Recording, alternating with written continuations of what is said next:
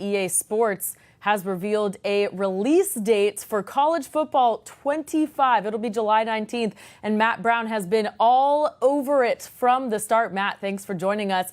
We have two covers out for the first college football game in over a decade. Your initial thoughts? Yeah, thanks for having me on here, Grace. I think this is really exciting for longtime fans of college football. There's a lot of different directions that EA could have gone with this cover. There were certainly a lot of people that suggested they maybe put Nick Saban or some historic coaches on the cover. There were plenty of legends and high-achieving players that were denied the opportunity to be on a cover because of the NCAA, pushing this game to the shelves for the last decade. This is going to be the first year that we have current players on the cover here. And this year, I think EA did a good job of picking people from across the country, people that play different positions and kind of threading that needle between existing production and potential and maybe general popularity.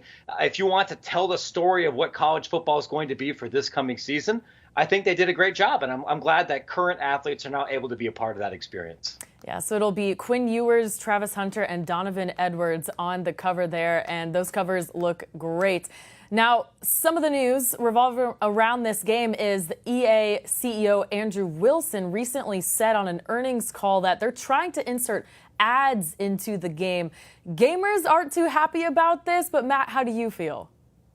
Yeah, I wrote about this recently, and while I don't expect it to be the case for this particular game, I actually think there's a way that advertising units can be a bigger part of AAA video game releases for college football or potentially other sports games that would really benefit the college sports industry. I think many people watching this understand that it's a major source of revenue, particularly for big time schools, to sell sponsorship rights, to sell signage, to sell advertising elements within the stadiums themselves. And most of the time, those aren't completely depicted in video games or in digital products because it's easier and it's more economical to just do one national ad buy or just put one company on all of those things. I think if EA and potentially a company like Learfield or Playfly or some of these schools want to find ways to earn a couple of extra bucks, which I'm sure if everyone's been following the headlines, everyone needs to do now that players are going to be getting revenue sharing in the near future. This could be a way to do it that is not only not obtrusive to the consumer, but actually enhances the realism of the stadium product itself. I think as soon as you start putting in complete commercials, just like you have in a television experience, that's where you're going to see a lot of people out and out rebel. Right. Well, it makes sense with where the business is going. Now, there's been a leak making the rounds on X/Twitter saying that the Heisman edition will cost nearly $150 for a copy. You've been all over this on Extra Points, the different editions, the pricing. Can you tell us what will be the difference between the standard and the deluxe edition here? Yeah, I mean, if somebody has that kind of money, you can buy both Madden and college football together in bulk and save a little bit of money, which I think is honestly not a bad idea given how much the fan bases for those products overlap. The biggest addition between standard and some of these upgraded packages, not just for college football but for AAA video game titles in general, is typically with extra features involving Ultimate Team. If you're somebody that likes to play Ultimate Team, if you want to compete online and assemble, a dream team roster of your players, this upgraded edition will save you money. You'll get some extra packs. You'll be able to get to play with some of these cover athletes, and you'll get your team off to a head start. If you're someone that kind of budgets for, I'm going to be spending money on Ultimate Team during the season. If you're just focusing on the single player experience, I don't think that the expanded edition is necessarily going to be worth it for you right now, unless you also want to play Madden, in which case might be able to save a little bit of money. Okay, so you mentioned Ultimate Team. That's become a staple in all of the EA Sports games. How will they approach Ultimate Team in the college football game? Yeah, this is, I think, a really fascinating question because so much has changed, not just in college football, but in really the video game industry since the last time we had one of these games. If you look back to the last EA Sports college football title back in 2014, there was an Ultimate Team function. Individuals could still, buy packs and complete challenges and assemble kind of a dream team roster, but it was definitely not the most important game mode. And online gaming in general was not nearly as ubiquitous as it is now. If you had an Xbox 360, a lot of those systems didn't even come with built-in Wi-Fi. You had to go, get something, a USB external adapter. Now it's become a major moneymaker, not just for EA's flagship titles like Madden and FIFA, but for NBA 2K and MLB The Show and many systems everywhere, which has led to quite a bit of consumer consternation, because if you grew up playing these college football games, the core game mode was historically Dynasty. It's the idea of taking some low-level Sun Belt or Conference USA team to becoming a 5-star champion.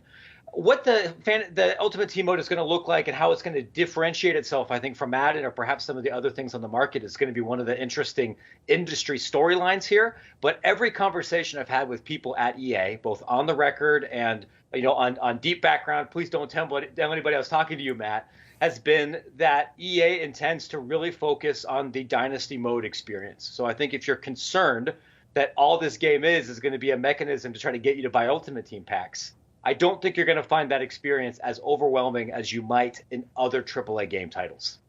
All right, so we have the launch dates, we have the covers, we've had a few more other rumors and leaks, but the full release is tomorrow. Are there any more hints you can tell us? Well, I think the good news I can share for consumers, for people that are really invested in this game, is that tomorrow's not going to be the last time you hear from EA Sports. It's not going to be the last time you hear from other 247 reporters who I think are on this beat. Certainly won't be the last time that you hear from me.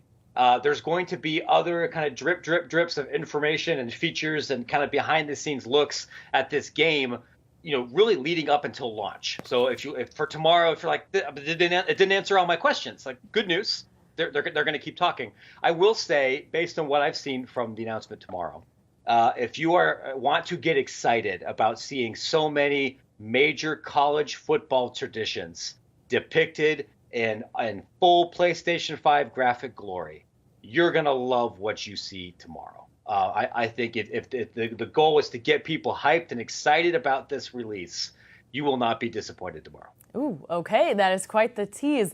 Before I let you go, first time in over a decade we've had this game. Which player are you most excited to play with?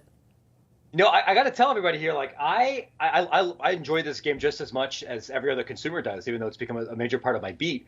But when I play the game, I went to Ohio State. I grew up rooting for that team. I can't play that team if I'm playing on a video game because that's on easy mode. Like, when I first get sticks, I'm grabbing Kent State. I'm grabbing Akron. I'm grabbing somebody in the Sun Belt, and I'm going to try to turn them into a powerhouse. Like, I'm not going to play Ohio State, I think, for a long time. Hey, you know what? As a MAC school goer, I went to Miami, Ohio. I appreciate that.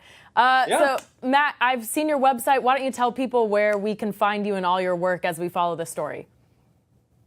You bet. You can find my work at extrapointsmb.com. I write a newsletter called Extra Points, which covers off-the-field stories in the college sports industry. So that does mean I write a lot about video games, but I also write a lot about stuff like conference realignment and labor law and NIL and television valuations and all those other kind of behind-the-scenes things that help dictate who's good at college football.